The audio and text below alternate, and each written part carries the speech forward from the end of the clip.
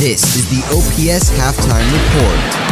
Welcome live to the OPS Halftime Report. I'm Anthony Gary, next to analyst Noah Lance. And Noah, what a first half we had. Northside got out hot. They held the lead, got up to as much as 9, but Homestead battled their way back, and now deficit only 3. Yeah, it was 11-20 at one point in this game. Homestead was trailing. It seems like they have all the momentum now, though. Going into the half, they had a great comeback. Defense really was a lot stronger. That zone was working a lot better. That helped them get back into this one. And Coach Johnson brushed on it a little bit. The Spartans' offense has been a little bit stagnant. Again, Coach Johnson, in practice, he said they had to run a fast pace. It was the same game versus Marion, and now Homestead, they're not really doing what they need to do. It looks a lot like the Marion game where they were very slow at the start. Yeah, that's really been a problem with the team. When they've been struggling to win these games, they've had a lot of close ones recently. They've been struggling. They've been a little slow, just a step slow. We've seen a lot of calls not go their way. That may just be not a step fast enough. Once again, this Northside team just playing faster. That's why they've been able to get out to the lead. And we're going to take a look now at our stats from the first half of play. And Homestead, both Homestead and Northside haven't really done an amazing job shooting the basketball. The Spartans, 39% from the field, and Northside, 36%. Yeah, it's really shocking to see that the Spartans are leading, but the big difference there is in three-pointers. Northside has hit 4 more three-pointers up to this point and attempted 8 more. They're shooting much better from behind the arc than the Spartans. Spartans controlling it on the boards right now. 6 more rebounds, turnovers even at this point. And those rebounds were huge in the Spartans come back in that second quarter. They just seem to be making every single contested rebound. Grant Leeper, Tucker Day, and even Alex Graber have been going to work underneath the basket, doing what they've needed to do. And even on the offensive end with those rebounds, those 3 each got offensive rebounds and were able to score on that possession that they got the offensive rebound. Rebounding on both sides has been really crucial for this team. And we're going to take a short 30-second break here, but when we come back, we're back with more of the OPS Halftime Report. Welcome back to the OPS Halftime Report. I'm Anthony Gary, joined alongside Noah Lance. Now we're going to take a look at some of our scores from around the area.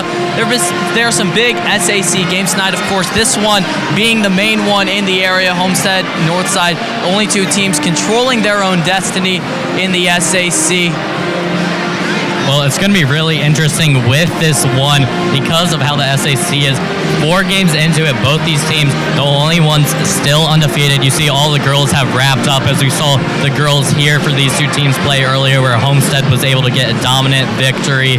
But we've also got some games at the half, one in the third and another in the second on the boys' side.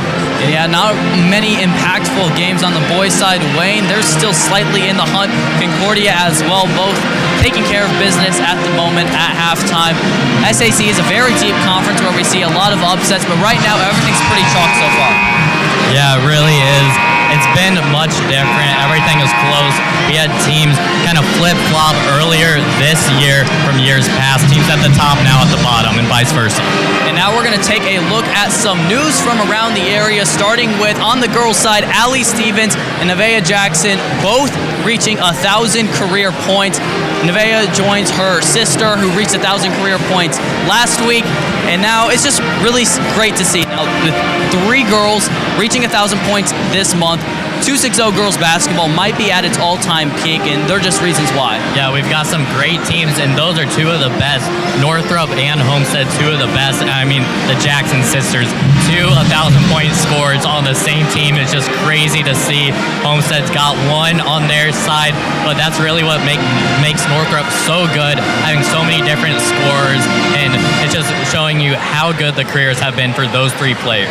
And talking about how good 260 girls basketball is, well, let's talk about this Homestead sectional. The sectional draw by the IHSAA will be at 5 p.m. on Sunday, and that's where we'll find out how Homestead, Columbia City, Huntington North, and Wayne will fare in that sectional. That one will be the one to watch, as all 4 teams really have a shot at winning the sectional title. This sectional is going to be so interesting to see. We saw Homestead lose earlier this year against Huntington North and then Columbia City. They've just had a great year, ranked number 9 in Sagarin right now. The Spartans sitting at number 15, but they definitely want to avenge their loss. If they do end up playing Huntington North in that sectional, it's going to be interesting to see how the draw comes out, though, because those 3 teams could all be on the same side.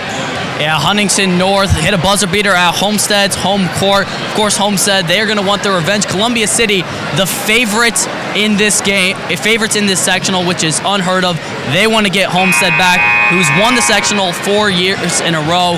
It'll be very fun to see. And lastly, we have set up, Homestead winning tonight, Northrop winning tonight, has set up such an exciting game next week in girls basketball. It's all for the conference. It's going to be so much fun. 2 of the top teams, Northrop still undefeated in SAC play. Spartans only have 1 loss. If they can go into Northrop, get a huge upset win, it'd be huge 3-way tie at the top, but you're going to want to watch it next Friday. And yeah, how some of those scenarios would work out. If Northrop wins, they win the conference. If Homestead wins, it's either a share of the conference based on the result of the Snyder game, or they could win it outright if Carroll beats Snyder. That's certainly going to be a fun one to watch. It really will be, and I mean, like we keep on saying, it's going to determine the SAC this year. Years past, Homestead has just been able to run through the SAC much more competitive this year. Losing to Snyder in overtime was a huge game last Friday. Going to be a fun one. And now we're going to go straight up to the booth, because as the music says behind me, it is time for the second half of play between Homestead and Northside. Thank you, Anthony.